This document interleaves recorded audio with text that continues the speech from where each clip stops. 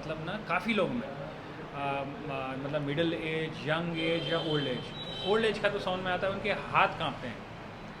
तो जो ये हाथ कांपते हैं इसको एसेंशियल ट्रेमर्स बोलते हैं या फिर कुछ पैरा क्या, हाँ, तो ये आता क्यों है और इसका कोई इलाज है? देखिए एक्चुअली कैसा है कि ट्रेमर्स के जो कॉजेज़ हैं ना वो मल्टीपल हैं। ओके। जैसे मैं आपको समझाऊँ कि न्यूरो डिजेनरेटिव डिजीज़ होती हैं, जैसे कि पार्किंसंस हो गया, राइट। उसमें आपको देखने को मिलेगा।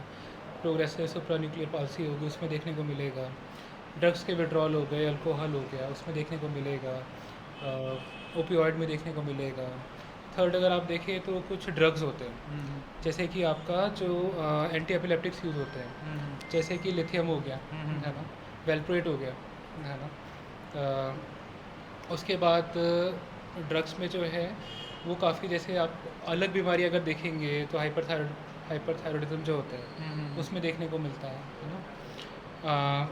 उसके अलावा जो है जैसे मेटाबॉलिक डिजीज़ होती हैं, विल्सन डिजीज़ हो गई, उन सब में देखने को मिलता है ना। अ, इन सब से होता है, कुछ ड्रग्स हैं जैसे कि जो सबसे लेवल ए एविडेंस है जिनका जो सबसे ज़्यादा वर्क करने के चांसेस हैं, वो आपका जैसे प्रोप्रानोल हो गया, है ना, वो अच्छा काम करता है।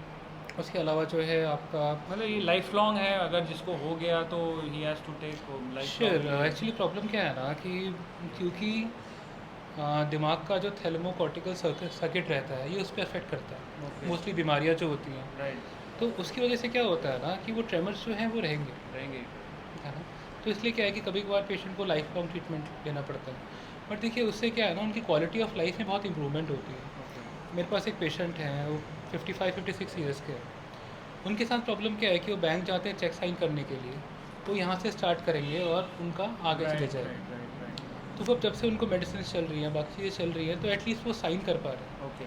चाय का कप पकड़ पा रहे हैं, है ना, चाय जो अपना चम्मच होता है उसको होल्ड कर पा रहे हैं, तो क्वालिटी ऑफ लाइफ में बहुत डिफरेंस आ जाता है। मैं ये सोचता था कि ये शायद लीवर रिलेटेड होगा, लीवर जिसका कमज़ोर है, क्योंकि मेरी मदर का भी जब लास्ट स्टेज में था, हम्म, उनको लीवर कैंसर था, जो बाद में ना उनके लिटरली हार्ट ऐसे काम, मतलब लिटरली कांपते थे। जी वो चाहते हुए भी, मतलब इंसुलिन लेना है तब भी, मतलब जी। वैसा होता था तो। ये देखिए प्रॉब्लम क्या है ना कि जो सीवियर लिवर डैमेज है वो आपका मेटाबॉलिक सिंड्रोम पैदा करती है, मेटाबॉलिक डिसऑर्डर पैदा करती है ना। ओके। तो उसकी वजह से जो है फिर वो हाथों में कंपन और ये सारी कंपनी। चीज़ें होती हैं। और